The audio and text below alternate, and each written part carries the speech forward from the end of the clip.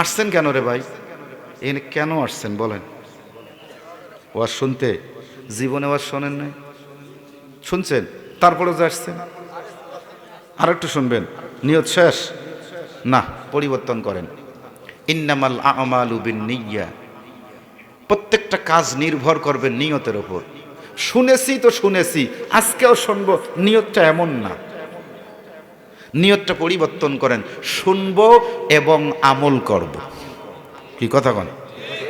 শুনিয়েই শেষ করা যাবে, শুনবো এবং সে অনুযায়ী আমল করবে। এ তৌফিক আল্লাহ দান করুন। আচ্ছা, আসছি কেন? নিশ্চয়ই করে উদ্দেশ্য আছে। কি একটু কথা বলবেন? আছে না? অবশ্যই উদ্দেশ্য আছে। মাহফিল করা হয়, একটা উদ্দেশ্য আছে। ক্ষেত করা হয়, একটা উদ্দেশ্য আছে। মসজিদ বানানো হয়, একটা উদ্দেশ্য আছে। মাদ্রাসা বানানো হয়, একটা উদ্দেশ্য আছে। আমি আপনি আসছি, একটা উদ্দেশ্য তো আছেই। যদি নাও থাকে উদ্দেশ্য ঠিক করে নেন। অসংখ্য ওলামা ইকরাম এখানে আছে। এখানে তালিবুল ইলম, হাফিজুল কোরআন, এখানে মাশায়েখে কেরাম, এখানে হুজ্জাজে কেরাম, অসংখ্য আল্লাহওয়ালা মানুষ আছে। এদের মধ্য থেকে একজনকেও যদি আল্লাহ মঞ্জুর করে, একজনকেও যদি আল্লাহ কবুল করে, মোনাজাতের সময় তারই উসিলায় আল্লাহ আমাদেরকেও মাফ করে দিয়ে দিবে। এই উদ্দেশ্যটা সামনে রাখেন, গুনাহ যেন মাফ করতে পারি। ঠিক নেই? ঠিক নেই? তা চলুন আমরা আলোচনার দিকে প্রবিষ্ট হচ্ছি। শুকর গুজার করেছি আল্লাহর, সংক্ষিপ্ত আকারে দরুদ ও সালাম পড়ে নেছি কার জন্য? মানবতার মুক্তির দিশারি রাসূল করিম সাল্লাল্লাহু আলাইহি ওয়াসাল্লামের উপর। চলুন আমরা সামনের দিকে যাই। ডানে বামে সামনে পিছনে দেখার সময় আমার নাই। বলবেন কেন? এজন্য একটা যুক্তি শুরুতেই দিয়ে দেই, বুঝতে সুবিধা হবে। এই এলাকায় আপনার মেয়ে, আমার মেয়ে বা নাতিন বয়স যদি 10 পার হয়, ওর ভিতরে স্বাভাবিক পরিবর্তন আসে। পরিবর্তন দৈহিকভাবে আসে, তার মনের ভিতরে আরেকটা পরিবর্তন শুরু হয়। সেটা হলো তার সৌন্দর্যকে সে নিজে একটু মডিফাই করার জন্য আয়নার সামনে গিয়ে মাঝে মাঝে দাঁড়ায়, কেমন দেখা যায়। কথা কন না?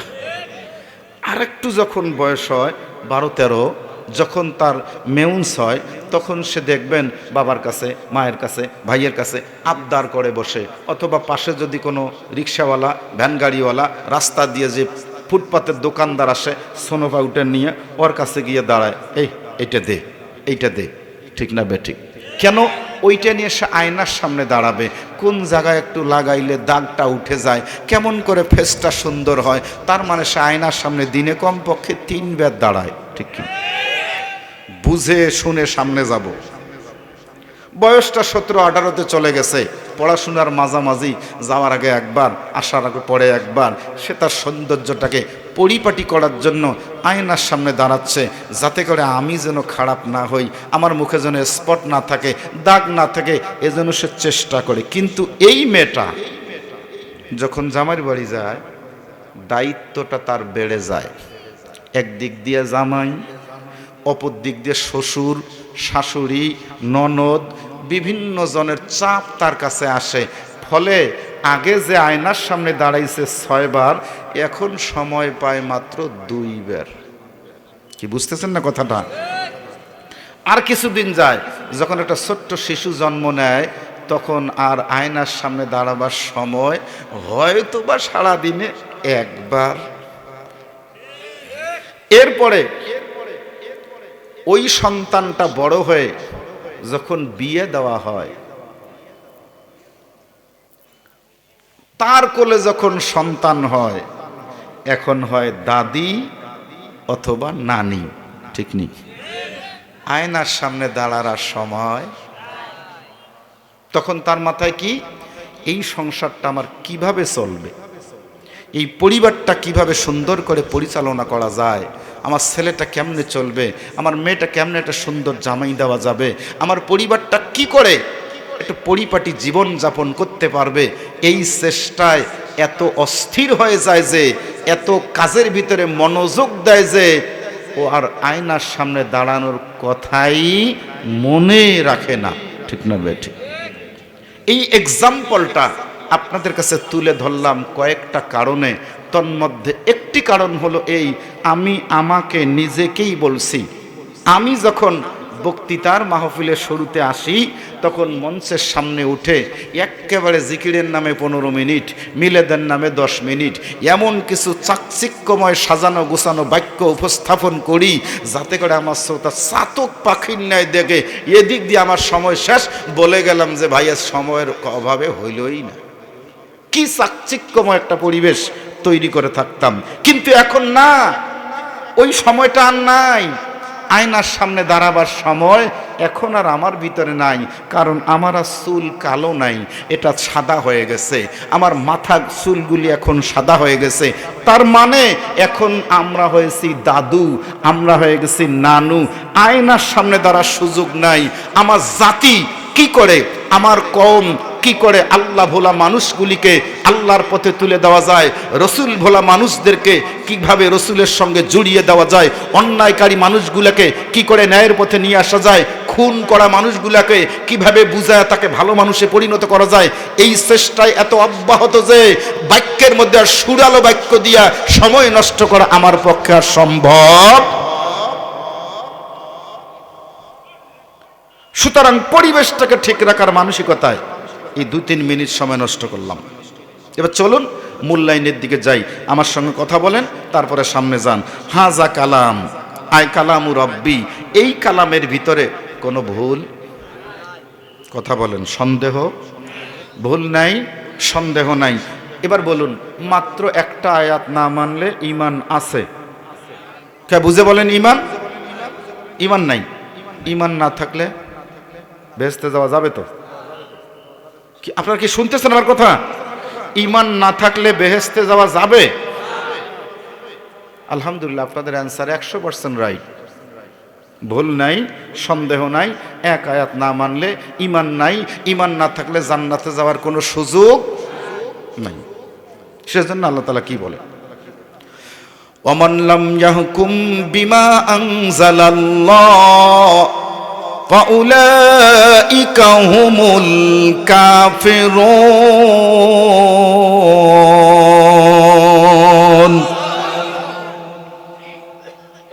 ওয়ামান লাম ইয়াহকুম, আমার হুকুম ব্যতি রেখে, আমার বিধান ব্যতি রেখে। কোন বিধান? বিমা আনজালাল্লাহ, রব্বুল আলামিন বলেন যা নাজিল করেছি, আয় কোরআন। বুঝতেছেন তো ভাষা?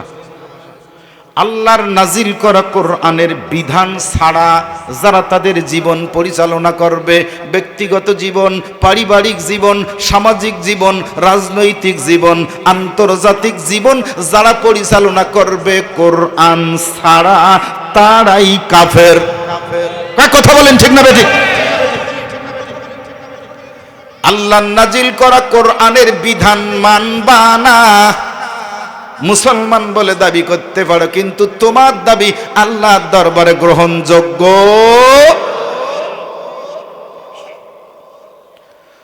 প্রত্যেকটা পয়েন্টের লম্বা কথা আমি সেদিক যাব না, শুধুমাত্র মূল পয়েন্টটা করে টাচ দিয়ে বের হয়ে আসব। আল্লাহর নাজিল করা কোরআনের বিধান মানবেন না, কাফেরের অন্তর্ভুক্ত হয়ে যাবেন।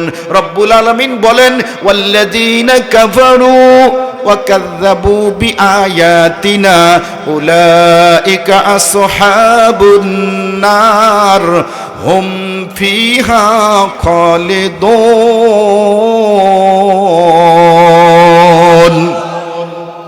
যারা কুফরি করবে, আয়াতগুলিকে অস্বীকার করবে, অবমাননা করবে, মিথ্যা প্রতিপন্ন করবে, উলাইকা আসহাবুন নার, গোষ্ঠী শুদ্ধ জাহান্নামে চলে যাবে। কতদিন? কয়দিন থাকবে? আল্লাহ জীবন আবার মারাইছে, শুরু আছে আর। হুম ফিহা খালিদুন।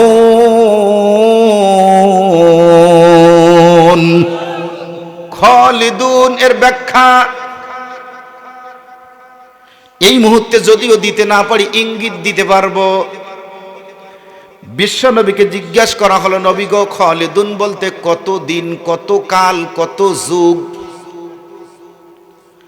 সঙ্গে সঙ্গে বিশ্বনবী একটা যুক্তি উপস্থাপন করলেন। ও সাহাবী, উনজুর ইলাস সামা ইলাল আরদ, আসমান আর জমিনের দিকে তাকাও। একবার আসমানের দিকে, একবার জমিনের দিকে তাকাও। সাহাবীরা উপরে দেখে, নিচে দেখে। হুজুর কিছু বুঝলাম না। কয় আসমান আর জমিনটা সম্পূর্ণ ফাঁকা, জায়গাটা কৌটা মনে করো। কি যে ভাষা বললে আপনারা বোঝেন? কি কৌটা? বুঝি তো এটা কথা। আরে ভাই, এর কথা বুঝি না আমরা। কৌটা না বুঝলে কোন গুলের কটুয়ে, এটা তো বোঝেন। এটা খাই যেহেতু বাস, কৌটা মনে করো। পুরা কৌটাটা সরিষা দিয়ে ভরপুর করো। কিসের দানা? ভালো করে। আসমান আর জমিন এই জায়গাটা কৌটা, পুরাটা ভরায়া দাও সরিষা দ্বারা। এই পৃথিবীর বাইরে একটা মাত্র হামাম তথা কবুতর বানায় দাও। কবুতরটিকে হুকুম দাও প্রতি 500 বৎসর যাবে একটা দানা খাবে। কবুতর কয়টা? কথা কয় না কেন? একটা দানা খাবে। কয়টা? কয় বছর পরে? 500 বছর পরে একটা, 1000 বছর পরে, 3000 বছর পরে। এইভাবে একটা একটা করে দানা খাইতে খাইতে খাইতে খাইতে হয়তোবা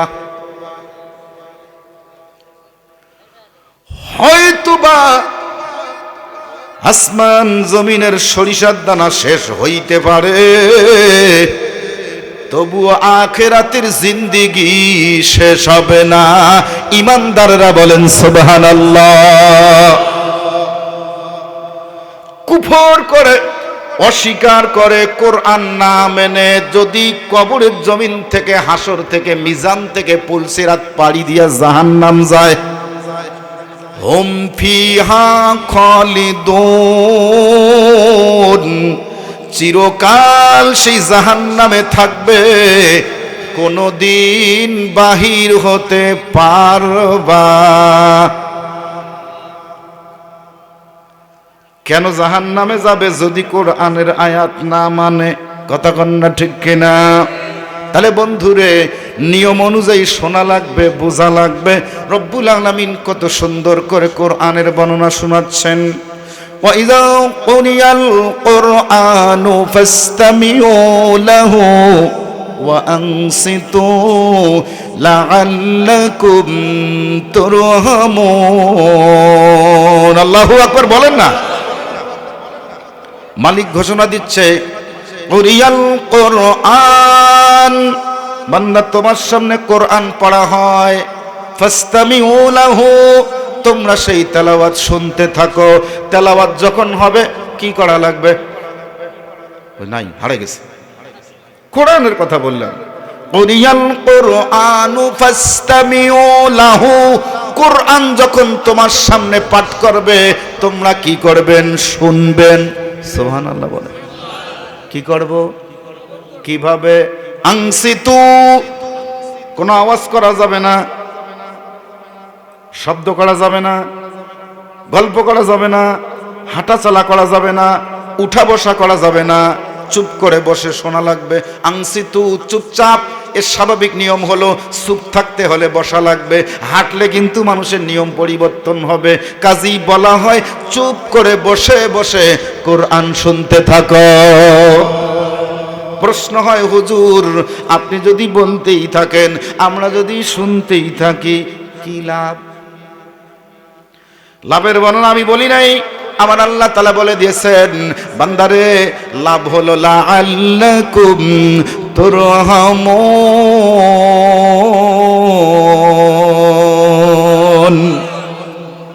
ও বান্দা, ও বান্দি, যদি চুপ করে বসে বসে শুনতে পারো, আমার পক্ষ থেকে রহমত নাজিল হবে। শুরুতেই বলছিলাম দেখাইতে পারবো না, তেলাওয়াত তো শুরু হয়ে গেল, আমরা তো শুনতেও শুরু করলাম। রব্বুল আলামিনের রহমত নাজিল শুরু হইছে না বাকি আছে? এই ইমানদাররা বলেন, শুরু হইছে না বাকি আছে? যদি শুরু হয় দেখা যায় নাকি? আপনারা কি দেখবেন নাকি? যদি দেখতে চান আমি দেখাইতে রাজি, যেহেতু কোরআন সঠিক। ঠিক না ব্যাঠিক? দেখবেন দেখবেন 1 2 3 তিনজন দেখতেছে। ও একটাদাই তো বিহাজ আলিমা। আচ্ছা চলুন দেখাই। তার আগে 2 4 5টা বিষয়ের ধারণা থাকা লাগবে। আপনারা রহমত দেখতে চেয়েছেন, এত সহজেই দেখানো যাবে না। এটা একটু ডানে বামে থেকে 2 লাইন নিয়ে আসি, দেখা লাগবে। বন্ধুরে প্রথমত আমার দিকে তাকান, তাহলে সুন্দর করে বুঝাইতে পারবো। আমার দিক, এ কালো মানুষের দিকে দেখেন বুঝার জন্য। মাথা থেকে পা পর্যন্ত পুরাটার নামে দেহ, বডি। ঠিক নেই? এই যুবকেরা কথা কয় না। এই পা থেকে মাথা পর্যন্ত আমার পুরা বডিটা নিজেও দেখতে পারি, আরেকজনকেও দেখাইতে পারি। ঠিক না বেঠিক? ও বন্ধু, কত কেজি ওজন তাও ওজন দিতে পারি, কতটুকুন ব্যাসার্ধ তাও মাপতে পারি, কত ফিট কত ইঞ্চি তাও মাপা যায়, কালারটা কেমন তাও তো বোঝা যায়। ঠিক নেই? এবার বলুন, আমার ভিতর আর একটা জিনিস আছে যার নাম রূহ বা আত্মা। আছে না নাই? বুঝতেছেন কথা? না বুঝেন তা বলবেন, আরেক দিক দিয়ে বোঝার চেষ্টা করব। রূহ বা আত্মা আছে না নাই? যদি আপনারা বলে থাকেন আছে, এবার বলুন তো কয় ফিট উঁচা, ওজন কয় কেজি? শ্রোতা চুপ করে থাকে, বলেন না। একজনও বলতে পারেন না। ওজন কয় কেজি জানেন না, কালারটা কেমন জানেন না। কিরে দোস্ত, আছে না নাই? সেই যুবক ভাই কথা, আছে না নাই? আছে। যদি থাকে হুজুর, তাহলে আমি না চাইছিলাম আপনাদের কাছে বুঝানোর জন্য, দেহটা দেখা যায়, ওজন দেওয়া যায়, মাপা যায়, কিন্তু রুহুটা দেখা যায়। ওজন অনুমান করা, কখন আসে কখন যায় তাও দেখা যায়। বলুন তো আছে না নাই? যদি কেউ বলে নাই, এখনে না পড়ে। যদি কেউ বলে নাই, হাতটা পিছন দিক দিয়ে নিয়ে নাকের পরে ঠাস করে দিবেন, এটা বসে।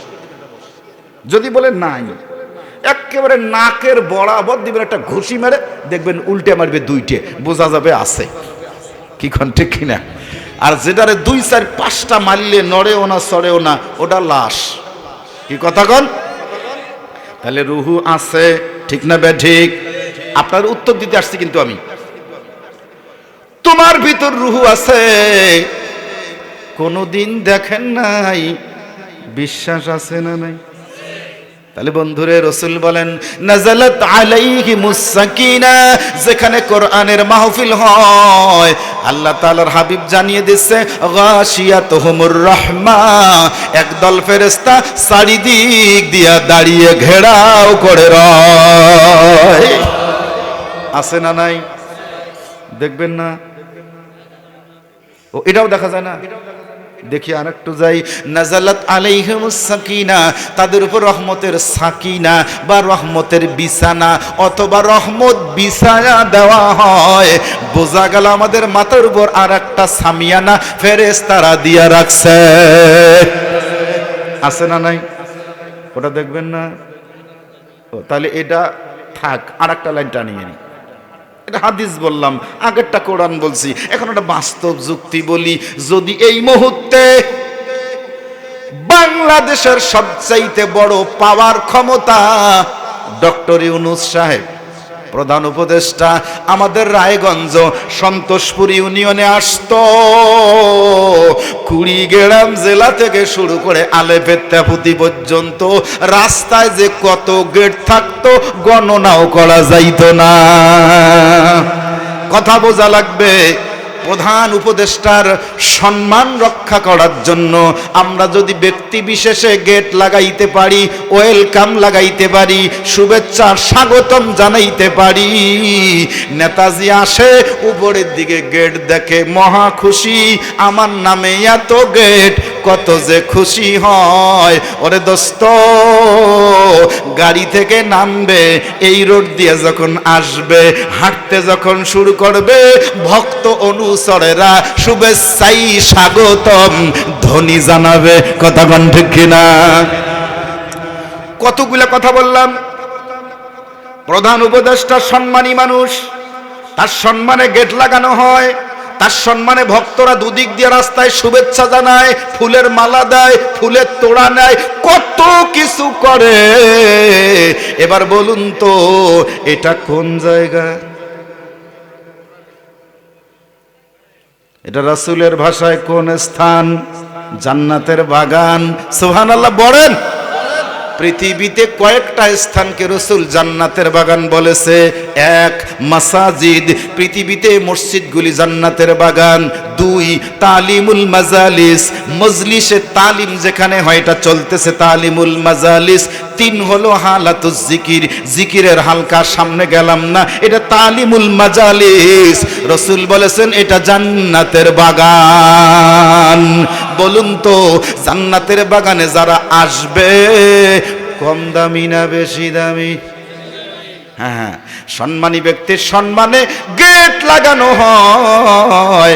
আমরা যখন জান্নাতের বাগানে আসি, আমার মালিক খুশি হয়ে সন্তুষ্ট হয়ে এক একজনের জন্য 10-10টা নূরের গেট লাগায় রাখে।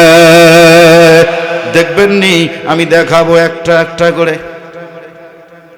শুধু তাই না, সম্মানী মানুষ আপনি জান্নাতের বাগানে আসছেন, এটা জান্নাতের বাগান, এখানে কোনো জাহান্নামী মানুষ থাকতে পারবে না, কোনো গুনাহগার, কোনো অপরাধী এই মঞ্চে থাকবে না, সবাই হবে নেককার।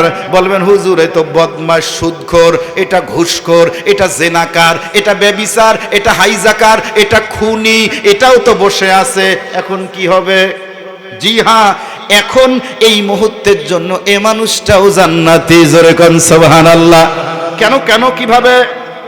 আপনি যখন জান্নাতের বাগানে আসেন, আমার মালিক, লম্বা আছে ওদিক যাইতে পারলাম না, শুধু সংক্ষেপ করতেছি, আমার মালিক ওই ব্যক্তির সম্মান রক্ষার্থে এক একজন উপদেষ্টার জন্য যদি ওই জেলা, ওই থানার সমস্ত পুলিশ প্রশাসন দিয়া স্বাগতম জানায়, আমার মালিক যখন কোনো বান্দা জান্নাতের বাগানে আসে, যখন কোনো বান্দি জান্নাতের বাগানে আসে, আমার মালিক খুশি হয়, এক একজনের পিছনে 70,000 করে ফেরেশতা দেয়। স্বাগতম জানাইয়া আপনাকে আমাকে দিছে জান্নাতের বাগানে বসাইয়া, ওরা বাইরে অপেক্ষামান। যেই মাত্র বান্দা ঢুকবে গেটের ভিতরে, সামিয়ানার নিচে যখন আসবে, ফেরেশতারা কয় আল্লাহ পাপাচার, গুনাহগার, বেনামাজি, এটা কেমনে ঢোকে? মালিকের পক্ষ থেকে ঘোষণা, ওর জীবনের গুনাহগুলি নাও নামাইয়া, ফেরেশতারে তোমরা কাদের উপর বহন করে দাঁড়ায় থাকো, আমার বান্দা বান্দি যতক্ষণ জান্নাতের বাগানে থাকবে, নিষ্পাপ অবস্থায় থাকবে, ওরা বাইর হবে, ওদের গুনাহ ওদের ঘাড়ে চাপায়া দিবা। জান্নাতের বাগানে ঢুকে পড়েছি, এক একজনের নামে 10টা করে নূরের গেট আল্লাহ রাখছে। গেটগুলো দেখবেন না? তাহলে আসুন, যুক্তি দিয়ে বললাম সম্মানী ব্যক্তির সম্মানে গেট, হাদিস দিয়ে বললাম রহমতের ফেরেশতা চারিদিক দিয়ে দাঁড়ানো, কোরআনের ভাষায় বললাম আমার আল্লাহ রহমত নাজিল শুরু করে দিয়েছে। কন্যা সুবহানাল্লাহ। কোনটা দেখবেন? যে কোনো একটা দেখতে চাবেন, আমি দেখায় দেই, যদি না বলেন আমি নিজে বলে তাড়াতাড়ি সামনে দৌড়াই। সেটি হলো, এতগুলা বলা যাবে না, 3-3টা লাইন তুলে ধরেছি, একটা মাত্র বলে যাই। নসিহত হবে চালাকদের জন্য, ওয়াজ হবে চালাকদের জন্য, জ্ঞানীদের জন্য। আদা পাগলার নামে কোনো ওয়াজই হবে না, কারণ ও বোঝে না। ঠিক না বেশ? তাহলে চলুন কাদের জন্য, এক লাইনে ক্লিয়ার। শুরুতেই বলছিলাম আমার দিকে দেখার জন্য, আমার ভিতর 2টা পদার্থ আপাতত, বাকিগুলো আলাদা রাখছি, আপাতত 2টা বলছি, দেহ আর এই নাই, ভুলে গেল, দেহ আর রুহু। দেহ দেখা যায়, রুহু দেখা। তাহলে এবার বলেন, এই রুহুটা দূরে না কাছে? বলেন বলেন তাড়াতাড়ি। কত কাছে? একদম কাছে। আল্লাহ বলে নাহনু আকরাবু ইলাইহি মিন হাবলিল ওয়ারিদ।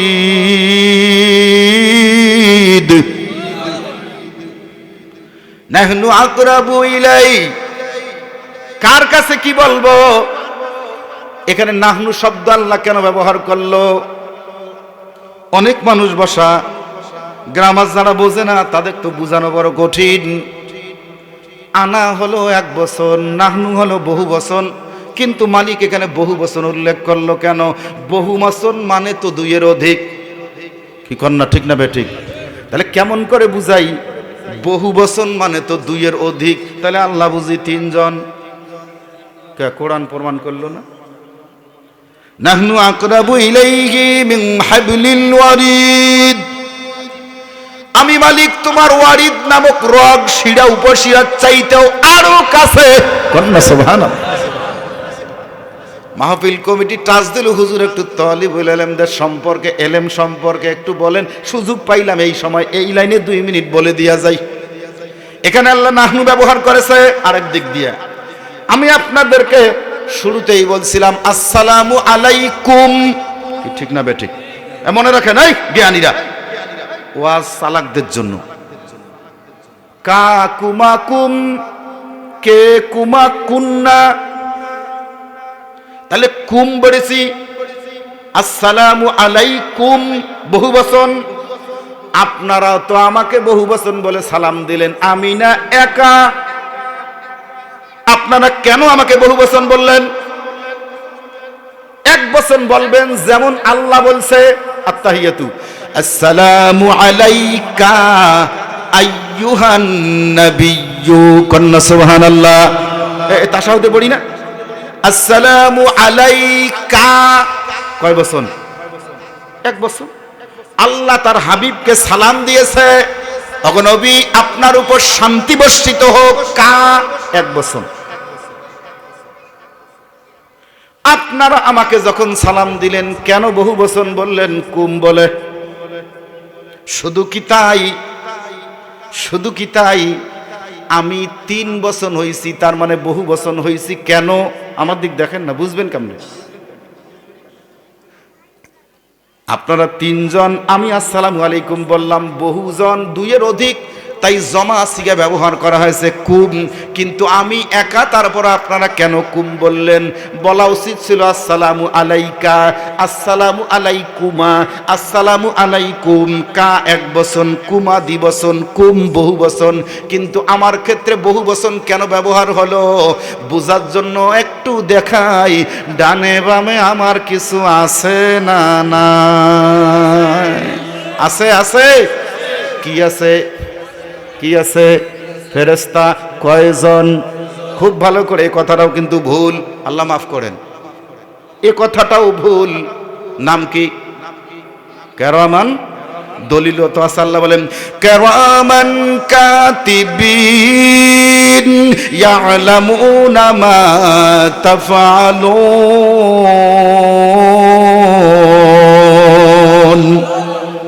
কেরামান কাতিবিন, ওলামা ইকরাম আছে, ভালো করে বোঝেন। কেরাম সম্মান, ইজ্জত, মহত্ব, মর্যাদাপূর্ণ। কাতিবিন বোঝেন না রে ভাই? গ্রামারের নিয়মটা কি? কাতেব, কাতে বানে, কাতে বিনা, কাতে বুনা, বিনা বহু বচন উল্লেখ করা আছে। তাহলে আপনারা কেমন করে বলেন 2 জন? যদি 2 জনই হয়, আমার উত্তরটা পরের পর্বে বলেন।